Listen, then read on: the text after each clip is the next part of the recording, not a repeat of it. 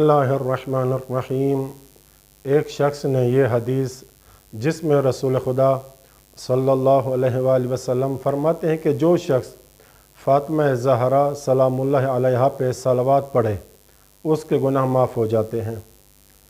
जिस तरह पिछली वीडियो में मैंने बयान किया था, वो शख्स कहता है कि मैंने ये हदीस अपने दोस्तों को भेजी तो मुझे एक दोस्त ने यह जवाब दिया कि मैं तमाम कबीरा गुनाह और ख़ताएँ करने जा रहा हूँ बग़ैर किसी परवाह के, क्योंकि मैं जनाब फ़ातिमा पर सलावत भेजूँगा जिससे गुनाह माफ़ हो जाएंगे और मैं जन्नत में दाखिल हो जाऊँगा। आपका शुक्रिया कि आपने मुझे इस रास्ते की तरफ रहनुमाई की। तो इसका जवाब उलमा ये देते हैं कि देखिए मोहतरम, सबसे पहले ये वाज़े करना ज़रूरी है कि कुछ अमाल ऐसे हैं जो गुनाहों की माफ़ी का सबब बनते हैं, और उनमें एक अमल हज़रत फ़ातिमा ज़हरा सलामुल्लाह अलैहा पर सलावत भेजना भी है। लेकिन ये बात समझना ज़रूरी है कि गुनाहों की माफ़ी का मतलब ये नहीं कि हर गुनाह ख़ुद ब खुद मिट जाएंगे। ख़ास तौर पर अगर इंसान गुनाहों पर इसरार करे या बड़े गुनाह करे। दरअसल फ़ातिमा पर दुरूद भेजना एक ऐसा अमल है जो इंसान को अजर व सवाब देता है और उसके गुनाह कम करने में मदद करता है।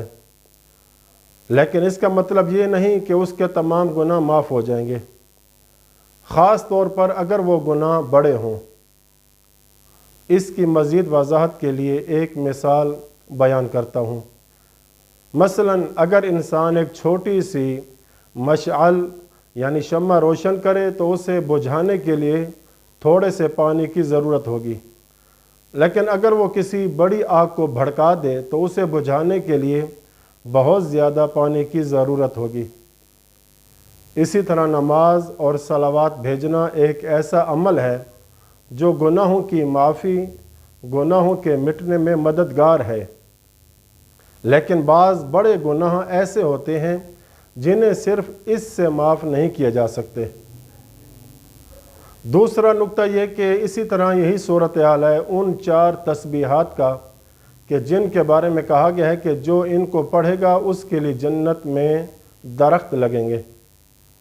इसका मतलब ये नहीं कि जो भी तस्बीहात को पढ़ेगा वो लाजमी जन्नत में जाएगा, बल्कि ये एक अच्छा और बेहतरीन अमल है जो सवाब का बायस बनता है, और इस अमल का सवाब इंसान के नेक अमाल के साथ जुड़ता है। तीसरा नुक्ता ये कि जन्नत में दाखिल होने के लिए शराइत हैं और जन्नत की कई मंजिलें हैं। इस हदीस का मतलब ये भी हो सकता है कि जो शख्स जन्नत में नबी से मुलाकात की आरज़ू रखता है वो जनाब फ़ातिमा पर दुरूद भेजने जैसे अमाल करेगा। लेकिन ये नहीं कि हर वो शख्स जो दुरूद भेजेगा वो फ़ौरन जन्नत में दाखिल हो जाएगा। चौथा नुक्ता ये कि फ़र्ज़ करें, ये मान लें कि अगर किसी शख्स का अमल हकीकत में जन्नत में दाखिल होने का सबब बने तो ये ज़रूरी नहीं कि उस शख्स से किसी दूसरे अमल से भी गुनाह ना हो।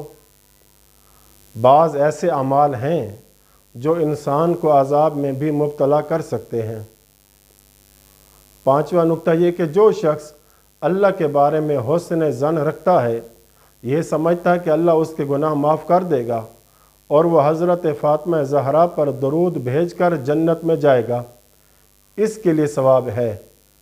जैसा कि किताब काफ़ी में आया है कि जो शख्स किसी अमल का सवाब सुने और फिर वो अमल करे उससे वो सवाब मिलेगा, चाहे वो अमल जैसा कि सुना गया हो न हो। इसलिए जो शख्स इस हदीस या इस अमल पर ईमान लाता है वो उसके सवाब से फ़ायदा उठाएगा, जबकि जो लोग इस पर शक या मजाक करते हैं वो इस सवाब से महरूम रहेंगे।